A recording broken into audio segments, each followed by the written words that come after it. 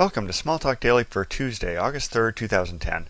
This morning I wanted to take an overview look at WebVelocity 1.1, the new release of WebVelocity. When you fire it up, it's going to run browser only. There is no client desktop in this release, and you have to log into it. And the username and password by default is going to be admin and password. These are configurable, but I'm just going to use the defaults for now. And you'll come in, I'm going to close this Google reminder here, and you come in, you see the various menus like the server. You can shut down the server. You can create a new application or library. You can do filtering on your applications in your library. I have a couple of small things here. And under configurations, you can change settings. Like I can go here to settings, for instance, and you'll notice that I have my option to change my login and password to something else. Now you'll notice over here, I'm going to push this aside.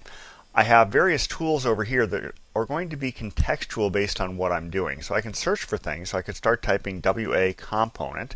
And you notice that it's going to filter down, and I'll select WA component, move this back into the view.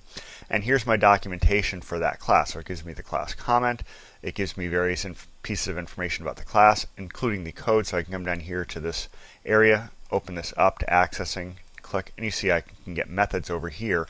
And you notice the way they lay out vertically. So I can see multiple methods at one time. And this is the way my own code is going to lay out as well. So this is the way things are laid out in WebVelocity 1.1. Going back over here to the search bar, you can see in addition I have the console where I can type Smalltalk code, and I have documentation, so I can get things like the introduction, and that'll bring me over here. And of course, normally you would run with a bigger window that I'm showing here. I'm just trying to slide things into the viewport, but here I have the various pieces of information about the architecture. You can come in here and get kind of a graphic picture of the way this thing sets up, and of course you can see it's based on Seaside. But that's basically a general overview of the way the tool is laid out and set up. What I'll do in future screencasts is go through simple things like creating your first Hello World style application, using the database tools, and debugging with it.